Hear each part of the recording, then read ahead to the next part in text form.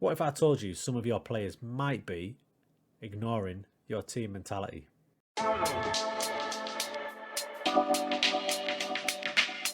How are you doing, everyone? So today we're going to talk about mentalities that you set your team and how your player instructions can affect that. You know, this can be quite a sneaky one that some people will miss. So when you've set your team mentality out, for example, we've got it on positive here, and you've got all your players set up. You select the duties of each role, don't you? So we've got a couple of wingers here, both on attack. Some people will use support.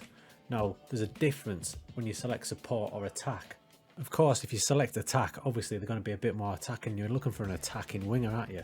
As well as you asking them to be more attack-minded, you're basically asking them to step slightly away from your mentality of your whole team. The best way for me to describe this is to show you. So look, our team mentality is positive, okay? There's one of our wingers there. Let's have a look at his player instructions. Press that. Now, up here you see role, duty. Now look at his mentality. Very attacking. The team mentality is positive. His mentality is very attacking. Hover over it, it'll tell you why.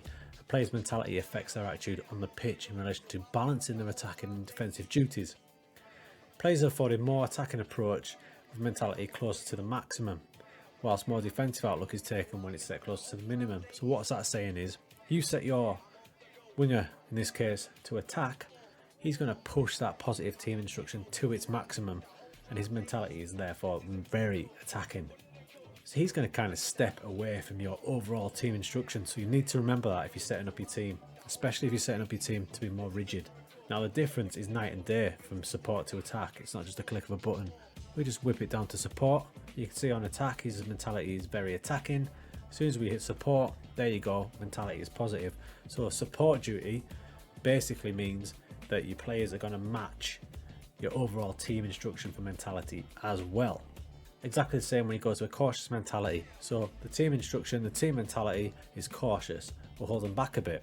However, if we select attack on player instructions, amongst this cautious mentality, you get this result. A winger on attack, his mentality is now positive, stepping away from the team instruction of cautious. If he was on a support duty, he would be in the team instruction boundaries. Now this will work on the flip side as well. So if you've got a defensive duty on, for example, this central midfielder is sat to be defensive. The team mentality here is cautious, he's on defensive. How does that affect his mentality? Because he's on defend, his mentality is now very defensive. So he's not just cautious, he's not just defensive, he's very defensive. If you flip him to a support duty, he comes back to that team instruction of cautious. So when you step away from support and choose either attack or defense, it'll put them on either scale of your team mentality. So if you've got a cautious mentality, you select defensive, he's going to be the back end of caution. If you've got a positive mentality for the team and you've got an attacking winger like that, he's going to be right on the brink. Just something to think about when you're setting up your team. And if you're setting up your team with a few attacking mavericks, they are going to be that. They're going to be mavericks. They're going to step away slightly from your overall team instruction. This isn't to say it's the wrong thing to do, of course not, but it's just something to think about. That's why having a team full of 5 or 6 players on attack or defend duty is probably not the way to go.